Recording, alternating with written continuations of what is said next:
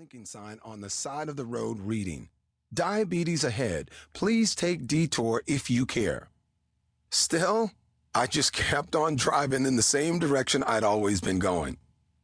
There are certain words that can definitely rock your world, like, "I do, it's a girl. This is American Idol. You have diabetes." For me, that last one was both a blessing and a curse. It's a curse to be saddled with a disease that's life-threatening and you can't completely ever get rid of it, though you certainly can manage it. But it's a blessing to get that huge, giant wake-up call. After that day in the ER when the doctor burst my bubble I'd been living in forever, I couldn't lie to myself anymore. Right then and there, I began a journey towards better health.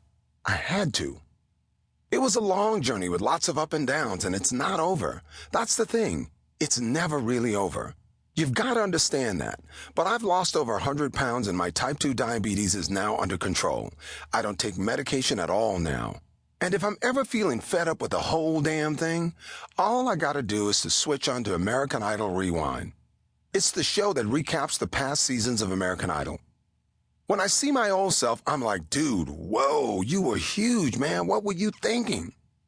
Maybe if I knew what was going on inside of my body, I would have acted faster. But diabetes creeps up on you.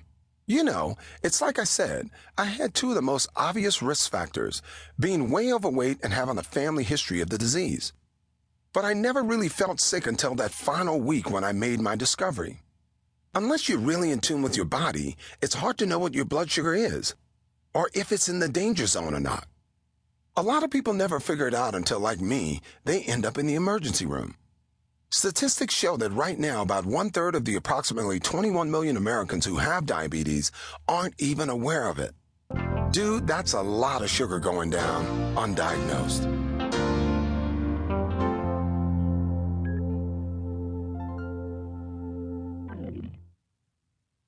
Most people know me as a man on a mission to find the next American Idol.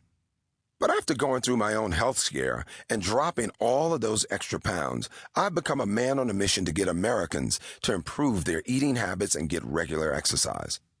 I established the Randy Jackson Childhood Obesity Foundation and also signed on as a spokesperson for the American Heart Association's Heart of Diabetes campaign, a drive to help people with type 2 diabetes manage the disease and understand its connection to cardiovascular disease. Check it out at iknowdiabetes.org. There's a lot of great information there. If you can believe it, of the 21 million Americans who have diabetes, an estimated 2/3 of them will die of a heart attack or stroke. That is amazing.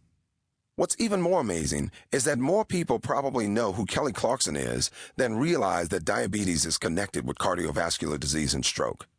Having high blood sugar is definitely destructive to the body in many ways. And one of the ways is that it causes fatty deposits to build up on the insides of the blood vessels. Those clogged vessels can block the flow of blood to the heart, causing a heart attack, or to the brain, causing a stroke.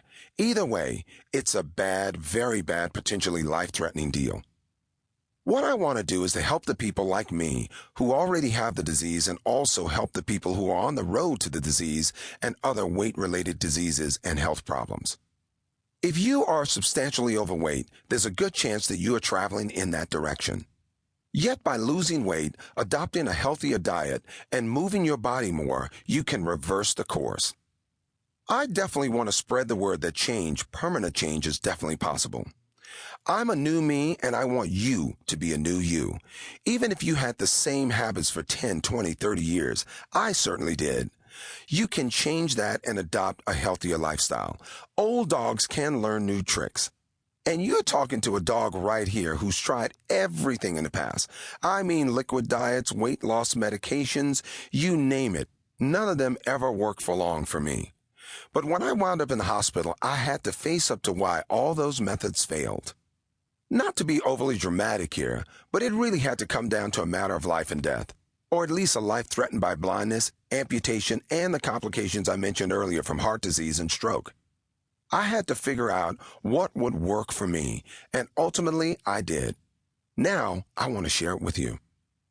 By telling you my story, I'm hoping to put aside all the quick fixes and commit yourself to changing your lifestyle, because that I now know is what it takes to succeed. Whether you have two